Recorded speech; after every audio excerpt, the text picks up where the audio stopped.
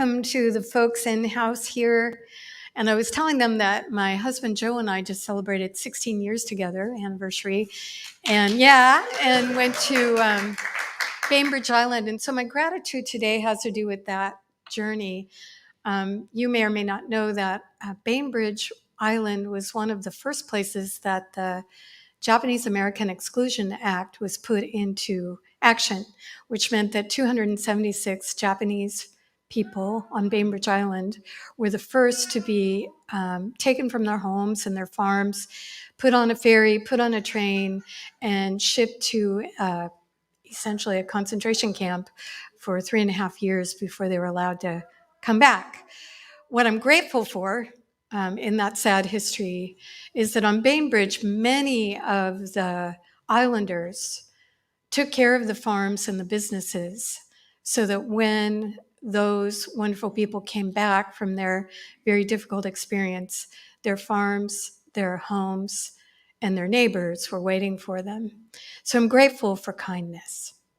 Right now, I'd like to send you over to our wonderful band and start us off with some great music.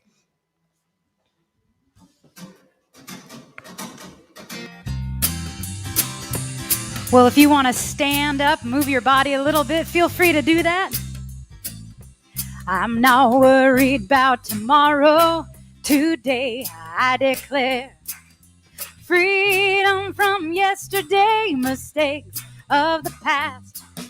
Today all things are made brand new, and don't it feel good to know that all is well and unfolding as it should. Let's sing all is well, all is well, all is well. Even Spirit is directing me right now. All is well, all is well, all is well and unfolding as it should. I can change my reality by changing my mind. Perfect peace, joy, and happiness is yours and it's mine. I am love and so are you. And don't it feel good to know that all is well and unfolding as it should. All is well, all is well. Even Spirit is directing me right now. All is well, all is well, all is well and unfolding as it should. Sing all is well, all is well, all is well. Even Spirit is directing me right now.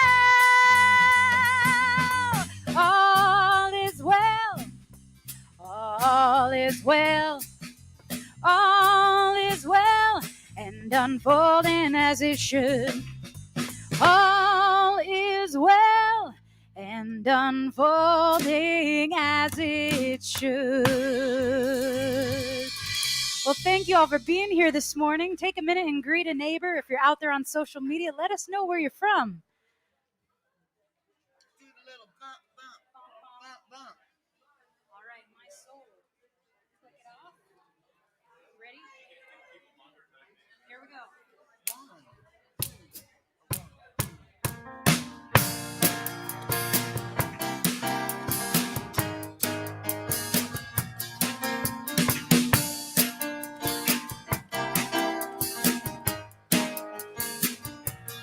I'm in the right place at the right time. I am just where I'm supposed to be. I'm in the right place at the right time. I am just where I'm supposed to be. I'm in the right place at the right time. I am just where I'm supposed to be. I'm in the right place at the right time. I am just where I'm supposed to be. Oh, my soul is welcome here.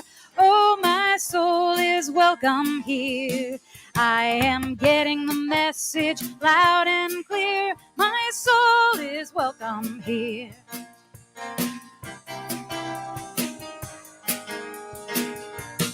I'm in the right place at the right time. I am just where I'm supposed to be. I'm in the right place at the right time. I am just where I'm supposed to be. Oh, my soul is welcome here. Oh, my soul is welcome here.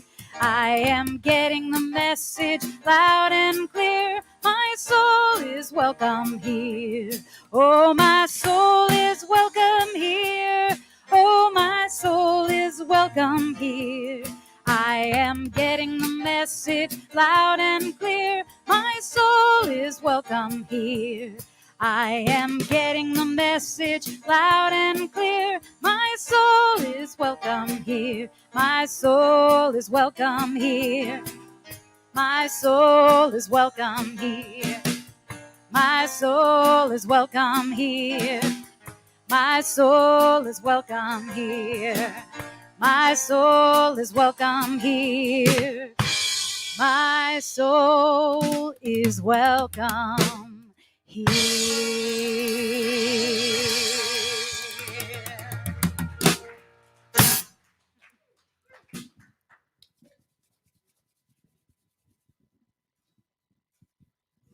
Oh, I thought you were going to say something. Good morning. My name is Kit Zinn, and I am your practitioner for the day. Welcome to the Center for Spiritual Living here in Bellingham. So please join me at this moment for a prayer. Knowing that we have gathered today, recognizing that all there is God, expressing in the most unique, creative, compassionate, life-affirming ways possible through each and every one of us.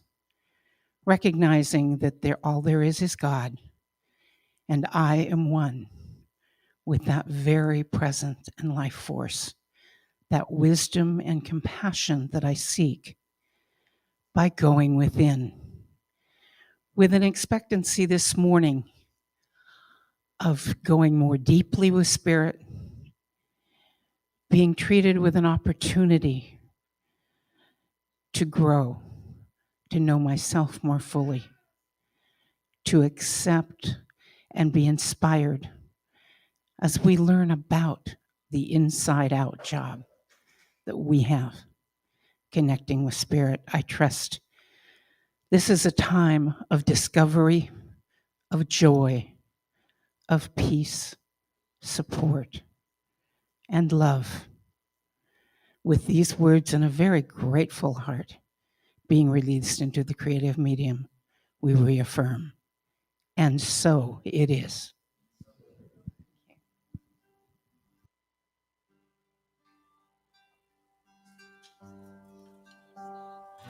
Oh, let me feel inner peace from my center, from the center of me. Oh, let me feel inner peace from my center, from the center of me. Let's sing that together.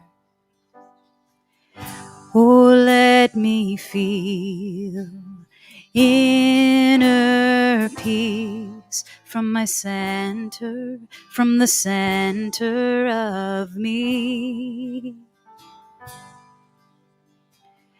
Oh, let me feel inner peace from my center, from the center of me. My heart is open. My heart is open. I am awake. There is a knowing of love, love, love. My heart is open. I am awake. There is a knowing of love, love, love. Oh, let me feel inner inner peace from my center, from the center of me.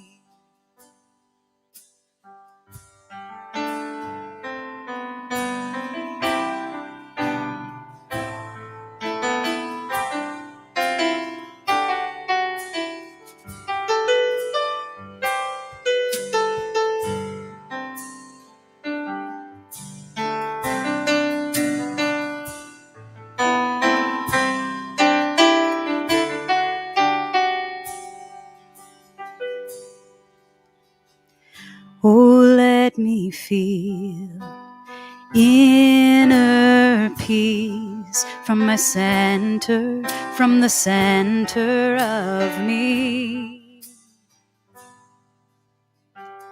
Oh, let me feel inner peace from my center, from the center of me. My heart is open, I am awake. There is a knowing of love, love, love. My heart is open, I am awake. There is a knowing of love, love, love. My heart is open, my heart is open, I am awake. There is a knowing of love, love, love. Oh, let me feel inner peace from my center, from the center of me.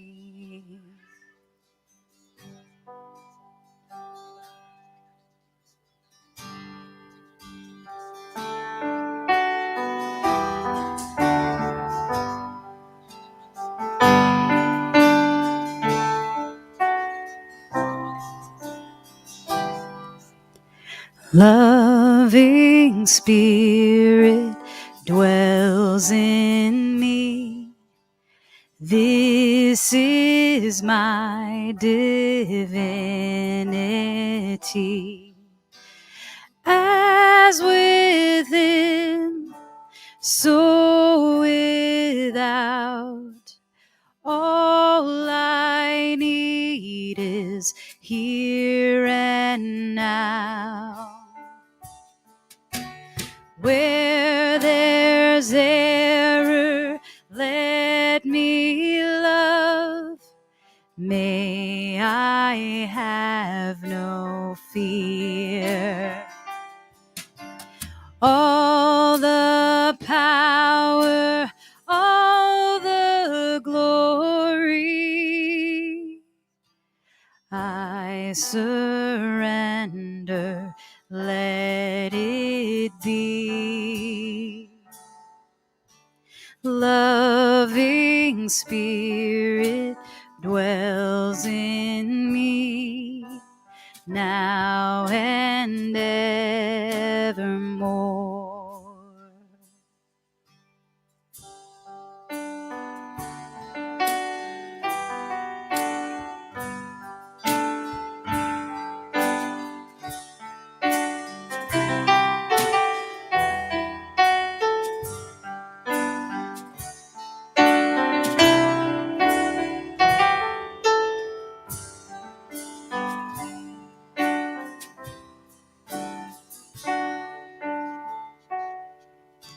Loving Spirit dwells in me. This is my divinity. As within, so without. All I need is here and now. Where there's error, let me love. May I have no fear. all the power, all the glory. I surrender, let it be. Loving Spirit dwells in me now and evermore.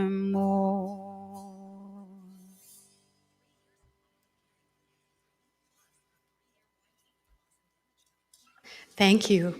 Thank you very much. Welcome, everyone. Glad you're here. So today's topic is inside out. And one of the most powerful things that happened to me when I was 18 was I was looking for a spiritual home. And I tried a bunch of stuff. I bet you did too. I tried Eckankar. I tried Brothers of the, no, what was it? Something of the White Brotherhood. I tried, because I knew I'd already been an Episcopalian. And I knew I was looking for something a little different, but not that different, you know? And I finally found a Center for Spiritual Living in Tucson, Arizona. And right away began to take classes because the minister there, who was the perfect minister for me at the time, said, you know, if you really want to understand the laws that will assist you in living, come to a class. So I did, and I never stopped. I just kept taking class after class and learning more and more. And one of the things that I learned was I learned about the spiritual laws that are very similar to the laws that are invisible, but we're very familiar with. Things like gravity. You know, we just accept that it's true. We've practiced with gravity. Our young friends in the way back are learning all about gravity. We have some toddlers, and if you ever watch a toddler, they try to defy the law of gravity quite a bit, and it never works, right? But the interesting thing about gravity is I have a lot of friends who are paragliders. Don't ask me why I have friends who are paragliders, because that would be my nightmare, but they love it. And they've used the law of gravity for their own benefit. And so they've been able to apply the physics of the thing to lift themselves above the earth. It's amazing. Well, spiritual laws are very much like that. Once we understand what they are, we can begin to practice with them, and we can begin to utilize them, like my friends who paraglide, to lift ourselves and experience the world from a completely different place. So today I thought I would invite one of the primo teachers of these laws to come and assist me. So we're going to have the opportunity to see a very famous teacher of the science of mind. His name is Michael Beckwith. So Francine. Many years ago, I came up with a model of stages of spiritual growth, development, and unfoldment that we can have a wonderful conversation about what that looks like. What came to me, through me at that time, was the 4 stages. To me, by me, through me, and as me. At first stage, something happening to me, I'm a victim. I live believing that something outside of me determines my destiny, my happiness, my success, my well-being. Stage 2, is the stage in which we learn to manifest. We actually use our mind, our conversation, spiritual practices, and we begin to use spiritual principles to manifest the kind of life that we can imagine. It's the manifester stage. Stage 3, through me. It means I've done such rich work in stage 2 that I have an inner subjective belief that life is for me, that the universe is progressive, that something wonderful is always trying to happen, and I learn to adhere to it. This is the stage in which you go into the zone at times. You have experience. Something is operating through you. And then stage four is Asebedo, the line of inspiration that I feel my wonderful well of life with no filter.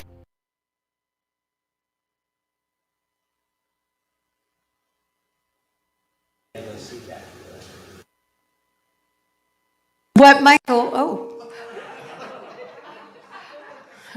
what Michael was sharing were the 4 stages of spiritual development. And those 4 stages have to do with ways we use these invisible spiritual laws to harm ourselves or lift ourselves. So the first one is the use of the law in a way that we believe that things are done unto us, that everything that happens to us has been done to us by somebody or something else. And so he often calls this victim consciousness, because we feel often that life is victimizing us with the people that we've come into life with, or the set of circumstances, or even sometimes people feel victimized by their genetics. And so in this stage of development, we use the law to actually hurt ourselves. And so eventually, if we begin to become aware that there is a law and that we can use it in a different way, we move to the next stage of spiritual development. And that stage of development is by me. So all of a sudden, we move from being a victim to realizing that actually we have some control over what happens to us and how things unfold for us, and what can actually happen when we participate. And so we begin to be what Michael calls manifestors. We begin to use the spiritual law for our own well-being and benefit. And so I have a great story that was an amazing story to me. A couple years ago, I was with Reverend Judy Morley. And at that point, Judy was in Colorado, but Judy and I were sharing a room at a ministers' conference, and she started telling me about this extraordinary experience she had. She was drawn, for a reason she couldn't even explain, to Gettysburg. And at the last visit of Gettysburg that she'd gone to, and she'd gone over and over because she kept being drawn there and drawn there, she was with one of the historical docents who were taking people around the battlefield and showing them where everything is. And she turned to the docent and she said, "There was a sniper's nest right up in that tree."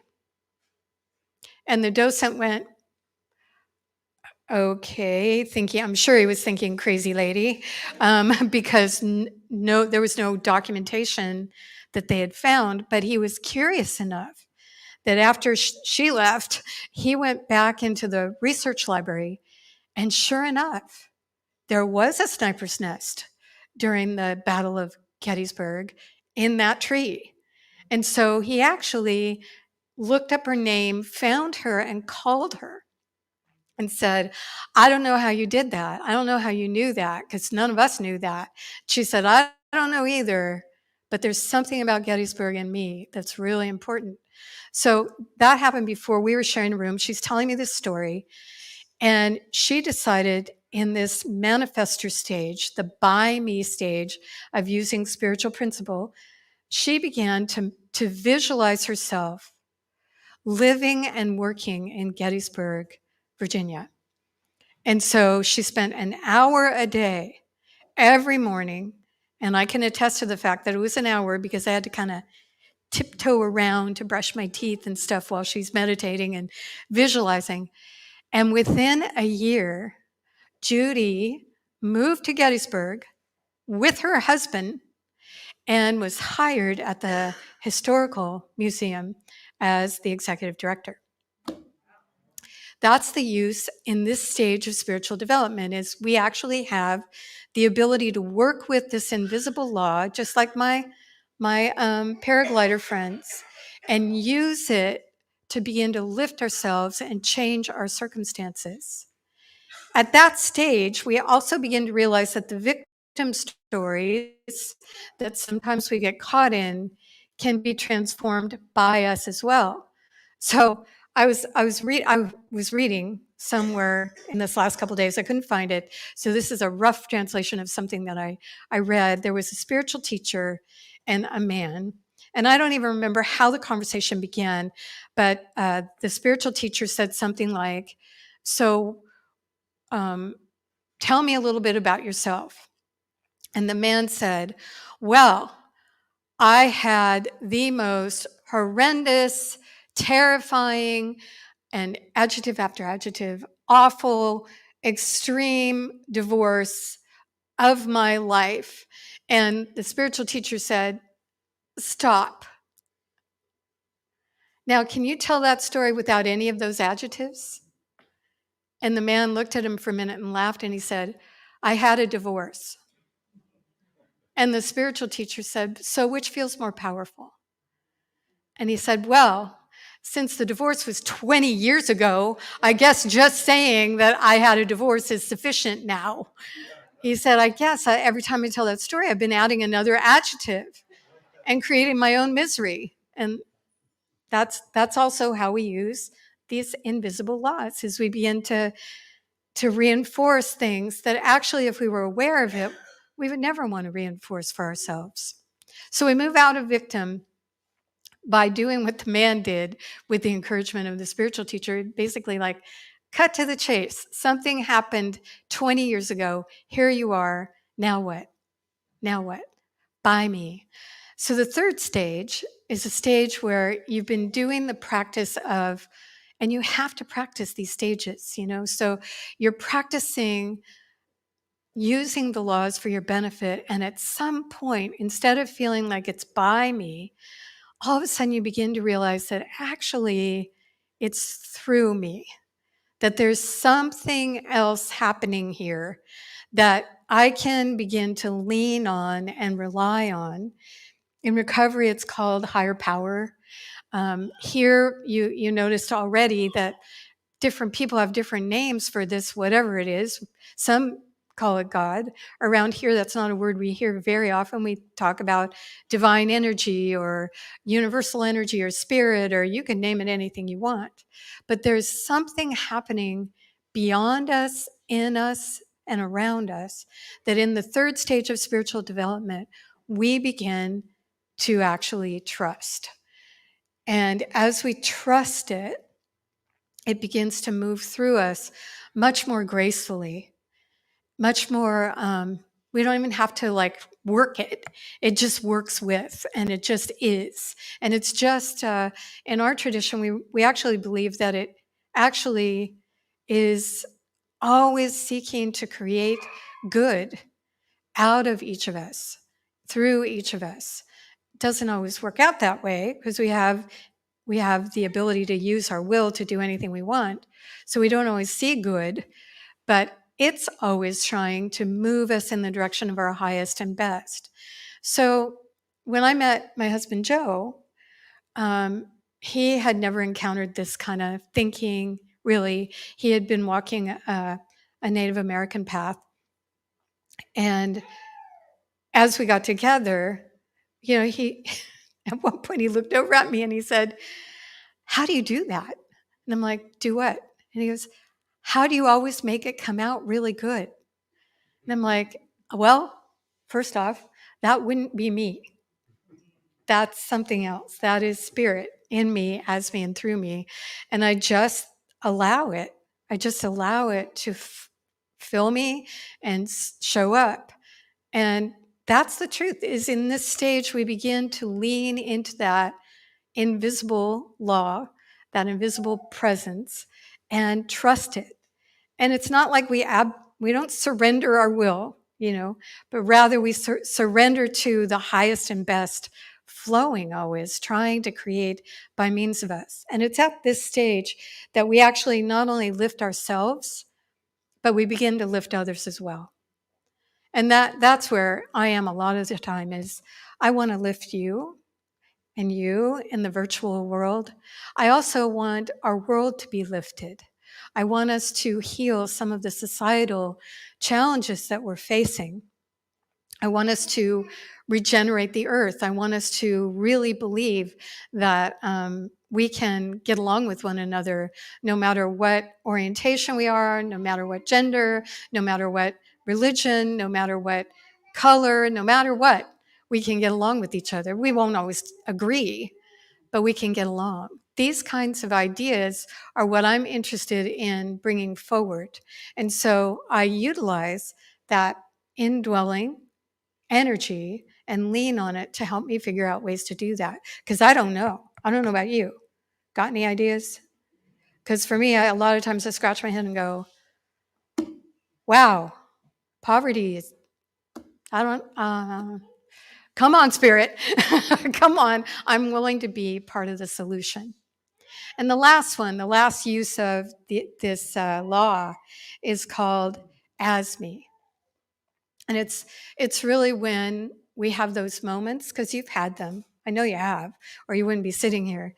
We have those moments when we experience oneness with nature, with other people, with everything. And it could be just like a flash. But how many of you have had that experience? Raise your hand. Yeah, a lot. It's possible, it's probable, and as we begin to use this law to benefit ourselves and others, moving out of victim into mastery, we have more of those oneness moments, which are, I think that's what the great masters always say, that the kingdom of heaven is not somewhere else, but is within. And I think that's what they're pointing to, is when we experience oneness, we're walking in heaven. It's extraordinary. It's joyous. It's peaceful. It's powerful.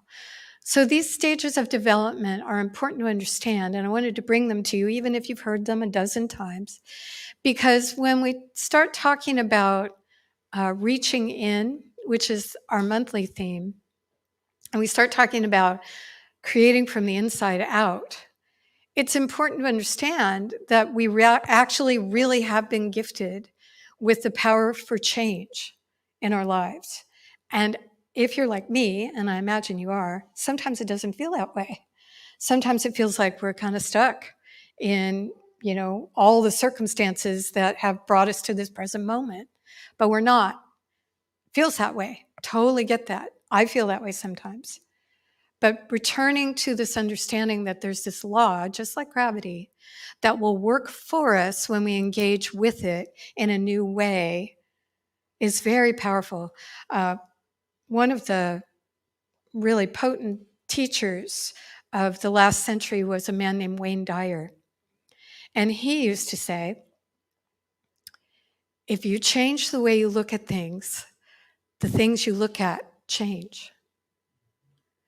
And for a long time, I would hear him say that, and I'd be like, yeah, But the more I am practicing in the invisible law, the more I realize that he's actually really true. That he's not just sort of uttering a platitude that's basically like, look for the good and all will be well. No, he's actually saying that when we use the law and we change the way we're thinking, the outer world begins to shift and change. It's not like I had a spiritual teacher who used to say, it's not like we put whipped cream on dog poop. That's not what we're doing. No, that's not it. But instead, what we're doing is we are working with a law that changes the way we see ourselves. We become more empowered. And as we do that, the outer world begins to just change in ways that we can't even have imagined. So people leave our life that probably should have left a while back. Other people come that are more aligned with who we are. Our life lifts in ways that are surprising and wonderful. And at that stage, we can kind of go, yeah. We can also kind of go, is this for real? Anybody? Is this for real? And the answer is, yeah, it's for real. Keep going.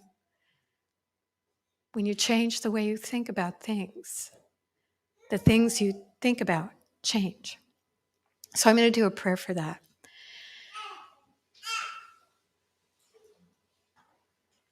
One powerful law at work within all people, from the youngest to the oldest, from babies to elders. The law is present in us all. It is constantly seeking to be made manifest through us in greater and greater ways, always seeking to bring out creative ideas, more good, always seeking to be the good through us, in us, and as us. And as I understand this, I commit myself to allowing more and more fully this indwelling presence to move in me and to work with it diligently with practice so that I become better and better at using the law to benefit myself and all of life. This commitment is now unfolding for anyone who accepts this prayer. And all you have to do is say within your own mind and heart, yes, and then begin to practice. I'm grateful for our practice, and so it is. Thank you. Oh, thank you. All right, we are going to have an offertory, and our ushers are preparing for that. While they're doing that, I wanted you to know that the YouTube that we're seeking to show you is available to anyone, and it's called The 4 Stages of Spiritual Development with Michael Beckwith. And so you can find it online, and I hope you do. It's a great refresher. So right now, let's have some music, and thank you for your donations. We really appreciate that.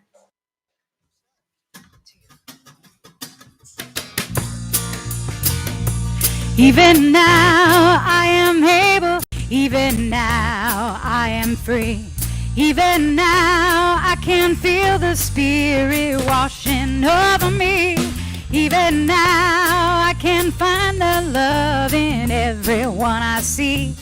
Even now I am free. Even now I am healthy. Even now I am whole. Even now I can feel the Spirit deep down in my soul. Even now I can choose a path of peace and harmony. Even now I am free. Even now I'm able. Even now I am able. Even now I am free. Even now I can feel the Spirit washing over me. Even now I can find the love in everyone I see. Even now I am free. Even now I am free.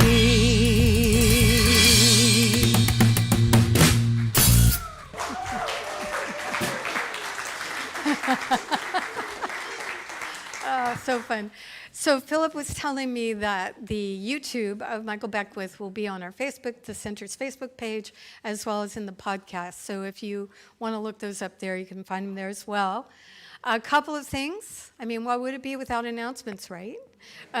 So today, we would like to invite any of you who self-identify as a man to participate in the men's group that Philip is in charge of. And that men's group is meeting in 2 different ways. You can meet here in person at noon, or you can tune in on Zoom and have a hybrid experience with the men that are in the classroom campus on our Zoom campus. You'll find the Zoom link on our website, and we'd love you to join and be a part of the men's circle. And speaking of that, if you self-identify as a woman, you're invited next week at noon to the Women's Circle. And if you are joining us virtually next week for the Women's Circle, we have some special instructions for you. Ready? Because if you're here, we'll have the supplies. But if you're joining us on Zoom, you'll need some supplies. So what you need, ready, is a rock. Okay, a rock. You need a sort of a flattish, smallish rock, and a Sharpie, because we're going to do a process where we're going to use that rock and do some stuff with it. So we'd love you to join us. Men's Circle is at noon, Women's Circle next week at noon, and they usually go about an hour and a half.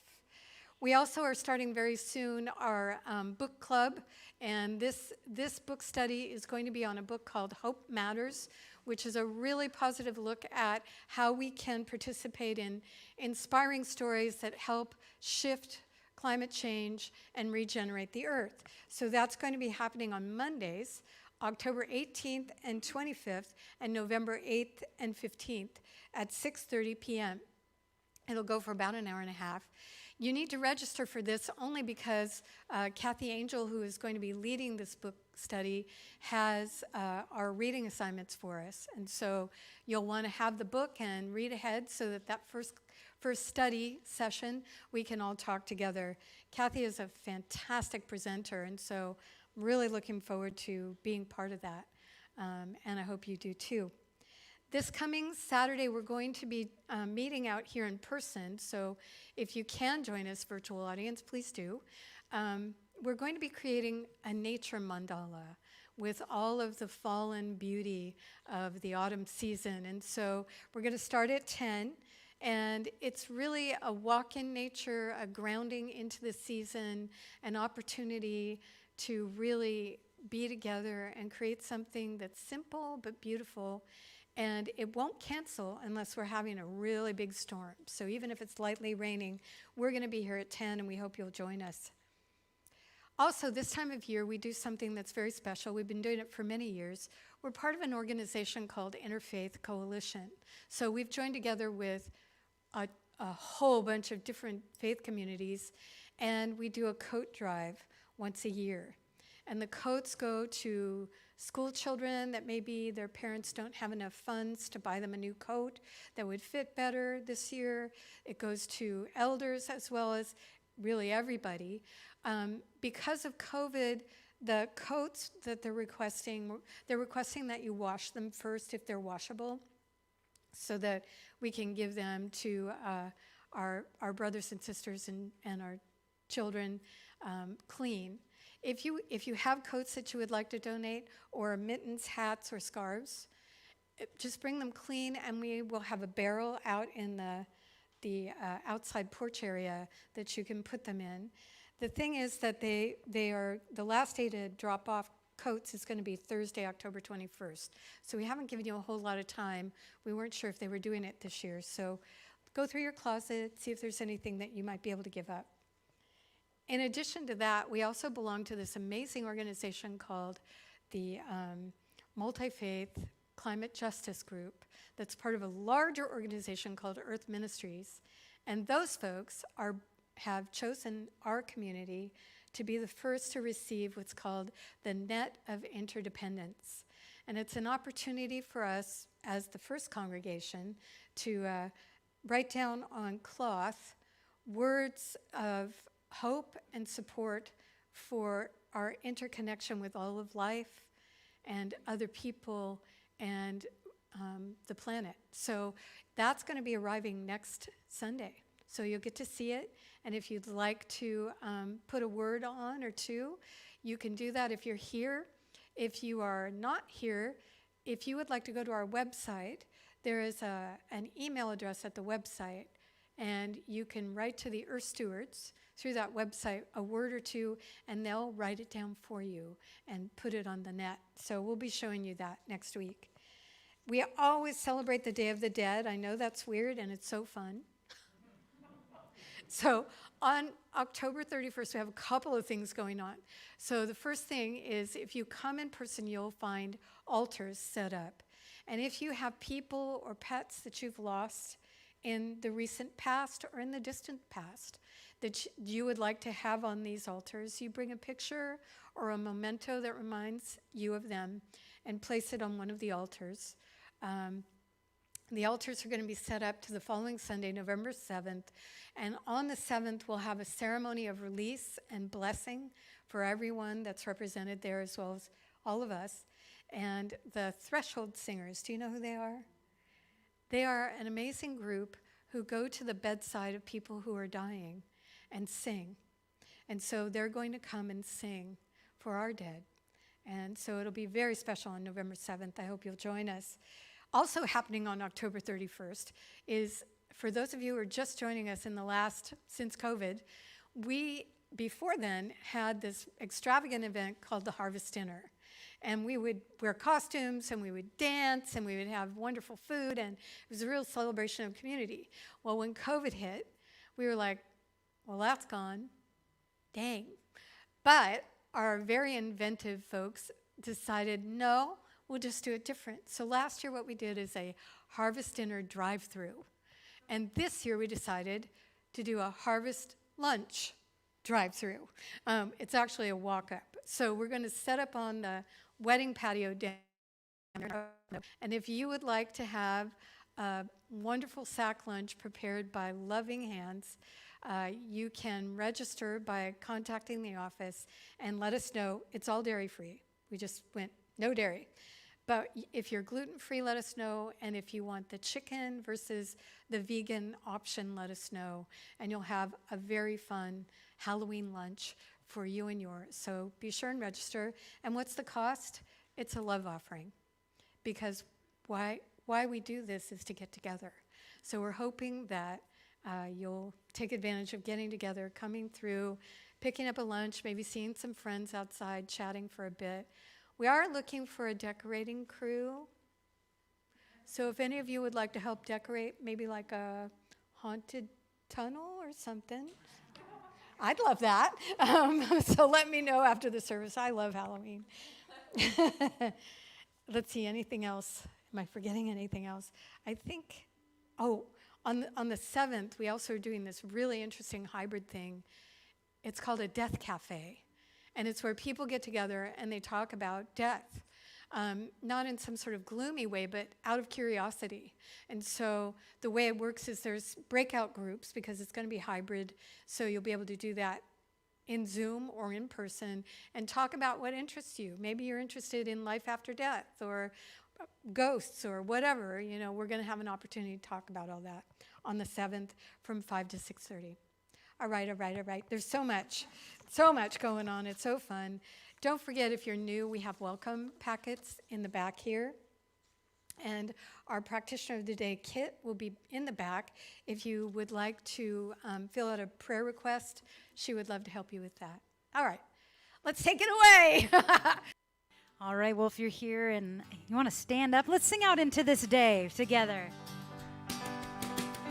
For the sun that warms this body, for the earth that we call home, for the love that knows no boundary, I am thankful. For the trees that line the mountains, for the sea and life it holds, for the source of inspiration, I am thankful. Love, light, life, fill me up. Peace, power, beauty, joy, fill me up. For the one infinite, divine that is and ever was, I am thankful. I am thankful for abundance and growing, for the mystery unfolding, for each and every being, sacred truth we are knowing, for kindness and compassion and the courage to take action, for the law of attraction and the freedom to create. Love, light, life, fill me up. Peace, power, beauty, joy, fill me up. For the one infinite, divine that is and ever was, I am thankful. I am thankful. Sing love and light. Love, light, life, fill me up. Peace, power, beauty, joy, fill me up. For the one infinite, divine that is and ever was, I am thankful. I am thankful for the sun that warms this body, for the earth that we call home, for the love that knows no boundary, I am thankful. So thankful for your presence here today. We'll see you again soon. Have a wonderful week.